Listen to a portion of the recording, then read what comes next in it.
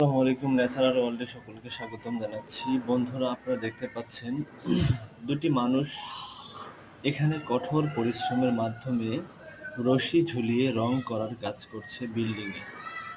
জীবনের ওপর ঝুঁকি নিয়ে তারা এই কর্মকাণ্ডে লিপ্ত হয়েছে জীবিকা নির্বাহের জন্য।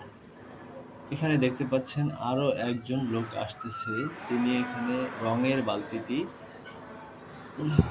তাদেরকে দিচ্ছেন এবং এখানে উপরের অংশে একটি রড লাগানো আছে।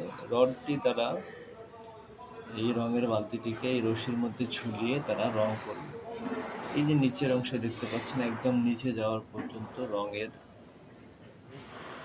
করার জন্য রশি ঝোলানো রয়েছে।